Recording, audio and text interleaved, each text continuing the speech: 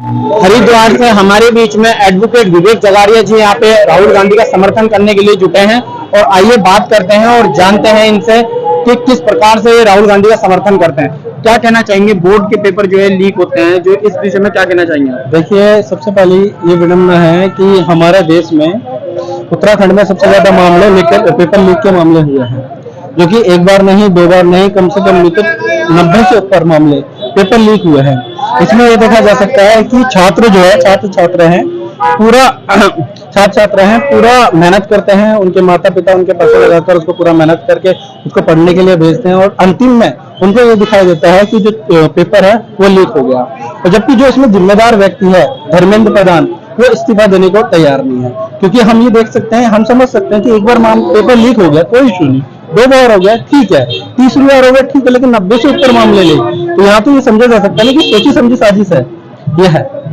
और इसी मामले को, इसी छात्र छात्राओं को, लोगों को अवगत कराने के लिए आदरणीय श्री राहुल गांधी जी यहाँ पर एक सभा कर रहे हैं। उस सभा में यही बच्चों को ये बताया जाएगा कि किस तरीके से पेपर लीक हो रहे हैं, ये आप समझो। और जो जिम्मेदार व्यक्ति हैं उनको अपने पद से इस्तीफा देना चाहिए। और जो जिम्मेदार व्यक्ति है, वास्तव में जरूरी नहीं कि अगर ये धर्मेंद्र प्रधान इस्तीफा दे देगा और दोबारा ऐसा व्यक्ति ना आए कि पेपर लीक, अगर पेपर लीक होता है तो तुरंत उस व्यक्ति के ऊपर कार्रवाई करनी चाहिए। क्या कहना चाहेंगे? आपको सत्ताधारी सरकार है, क्या सत्ता की मिली भगत हो सकती है इसमें? बिल्कुल मिली भगत है, क्योंकि सबसे पहली बात तो ये, मैं आपको एक चीज और अवगत करा देता हूँ। ये वाला प्रोग्राम था, इतना भव्य प्रोग्राम होना था, हालांकि अभी भी भव्य प्रोग्राम है, लेकिन यहाँ पर जगह बहुत कम पड़ गई है। क्योंकि यहाँ देखिए लोग, मैं आपको कैमरामैन से बोलना चाहूंगा कि आप जो है लोगों को दिखाइए कि किस तरीके से यहाँ पर भीड़ हो रही है।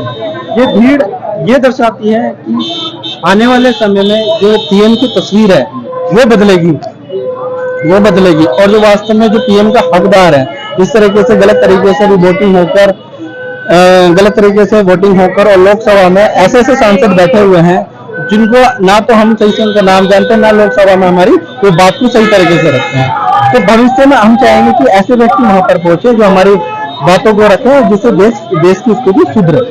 जो है बहुत से छात्र जो है खुद सुसाइड कर लेते हैं पेपर लीक होने के कारण। उन युवाओं के लिए, उन छात्रों के लिए क्या कहना चाहेंगे? देखो, मैं आपको बताता हूँ, इन युवाओं के लिए तो हम यही संघर्ष कर रहे हैं, लेकिन मेन चीज है जो अभी सत्ताधारी सरकार है, उस सत्ताधारी सरकार को ये नहीं समझ में आ रहा 20 से ज्यादा स्टूडेंट की डेथ हो चुकी है इसी कारणवश कि पेपर लीक हुए हैं, क्योंकि उनका पूरा का पूरा भविष्य इसी के ऊपर टिका हुआ था कि मैं पढ़ूंगा, और पढ़ा, फिर पूरा का सारा पढ़ा, फिर उसके बाद सारा समय दिया, उनके माता पिता ने दिया, अंत में उनको क्या मिला? Paper leak.